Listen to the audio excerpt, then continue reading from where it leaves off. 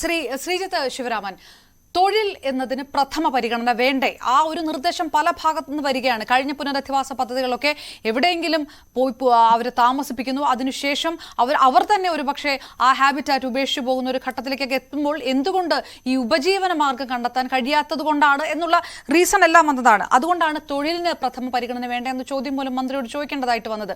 അങ്ങനെയായിരിക്കും ഉണ്ടാവുക എന്ന് അദ്ദേഹം പറയുകയും ചെയ്യുന്നു.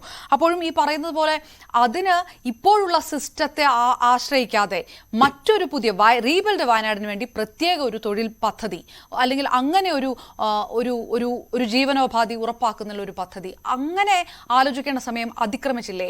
സർക്കാർ അത് ചെയ്യുന്നുണ്ട് എന്ന് തോന്നുന്നുണ്ടോ? കേന്ദ്ര സർക്കാർ സമഗ്ര പാക്കേജ് നൽകുമെന്നുള്ളൊരു പ്രതീക്ഷയൊക്കെ പ്രകടമാക്കുമ്പോൾ സംസ്ഥാനം വേണ്ടേ കൃത്യമായിട്ടൊരു ബ്ലൂ പ്രിന്റ് കൊടുക്കാൻ? ഞങ്ങൾക്ക് ഇതാണ് വേണ്ടത്, ഇതടക്കമാണ് വേണ്ടത് എന്ന് സർക്കാർ പറയുന്നുണ്ടാവുമോ?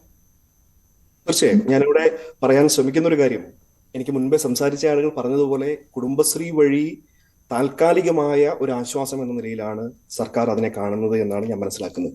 നമ്മൾ ഇതിന്റെ ഒരു ചരിത്രപരമായ പശ്ചാത്തലം കൂടി മനസ്സിലാക്കണം എന്ന് ഞാൻ ആഗ്രഹിക്കുകയാണ്.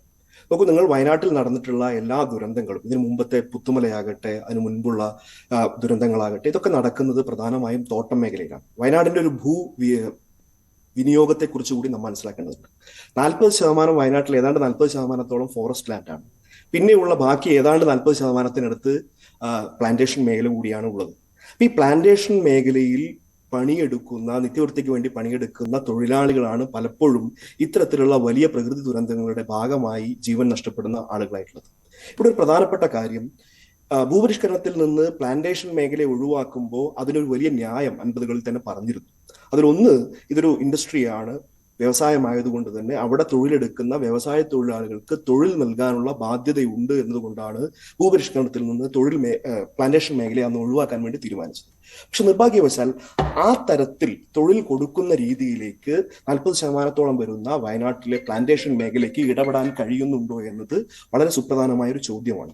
അതിൽ ഏറ്റവും പ്രധാനപ്പെട്ടത്, ഇപ്പം നമ്മൾ നേരത്തെ സൂചിപ്പിച്ച പോലെ, മിനിസ്റ്റർ ഉൾപ്പെടെ സൂചിപ്പിച്ചതുപോലെ, താൽക്കാലികമായ നിരവധി സംവിധാനങ്ങൾ നമ്മൾ ഉണ്ടാക്കേണ്ടി വരും. തീർച്ചയായും നേരത്തെ പറഞ്ഞതുപോലെ ടോക്കൺ മണി നൽകേണ്ടി വരും, കുടുംബശ്രീ ഉപയോഗിക്കേണ്ടി വരും. ഇപ്പൊ ഇവിടെയുള്ള അടച്ചുകിടക്കുന്ന പല തൊഴിൽ സ്ഥാപനങ്ങളും MSME പോലുള്ള സ്ഥാപനങ്ങളിലേക്ക് ഇത്തരം ആളുകളെ ഡെപ്ലോയ് ചെയ്യുന്നതിന്, അവർക്ക് അവിടെ തൊഴിൽ പരിശീലനം ഉൾപ്പെടെ നൽകുന്നതിനുള്ള പരിപാടികളൊക്കെ തന്നെ ആലോചിക്കുന്നുണ്ട്. പക്ഷെ അതിനേക്കാളൊക്കെ ഉപരിയായി അതൊക്കെ താൽക്കാലികമായ പരിഹാരം മാത്രമാണ്. അതിനപ്പുറത്തേക്ക് നമുക്ക് വളരെ ഗൗരവമായി ഈ വയനാട്ടിലെ ഭൂവിനിയോഗം, അതിനകത്ത് തന്നെ ഈ പ്ലാന്റേഷൻ മേഖലയിലെ തൊഴിൽ എങ്ങനെ പോകണം എന്നതിനെ കുറിച്ചിട്ടുള്ള ഒരു പ്ലാൻ ഉണ്ടാകണം.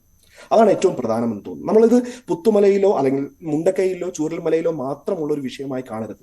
നാളെ വയനാടിന്റെ വിവിധ മേഖലകളിൽ ഇത്തരത്തിലുള്ള ഇക്കോ സെൻസിറ്റീവ് ആയിട്ടുള്ള മേഖലകളുണ്ട്, അവിടെയൊക്കെ സംഭവിക്കാവുന്നതാണ്. അതുകൊണ്ട് തന്നെ അത്തരം മേഖലകളിലെ തോട്ടം തൊഴിലാളികളായ ആളുകളുടെ വരുമാനം വർദ്ധിപ്പിക്കുന്നതിന് 10-40 വർഷം മുൻപ് ഉണ്ടായിരുന്ന അതേ ടെക്നോളജിയും തേയില നുള്ളലും ഒക്കെ തന്നെയാണ് ഇപ്പോൾ ഇവിടെ നടന്നുകൊണ്ടിരിക്കുന്നത്. അവിടെ യാതൊരു വിധത്തിലുള്ള ആധുനികവൽക്കരണവും നടന്നിട്ടില്ല. അതുകൊണ്ട് ഈ തോട്ടങ്ങൾ ഈ രീതിയിൽ തന്നെയാണ് എന്നുള്ള ഉൾപ്പെടെയുള്ള കാര്യങ്ങൾ ആലോചിക്കേണ്ടതുണ്ട്. അതാണ് ഏറ്റവും പ്രധാനപ്പെട്ട ഒരു മേഖല. അതുകൊണ്ട് ഇവിടെ ജനകീയമായ ഒരു പ്രാതിനിധ്യത്തോടു കൂടി തൊഴിൽ സംസ്കാരത്തെ പുതുതായിട്ടുള്ള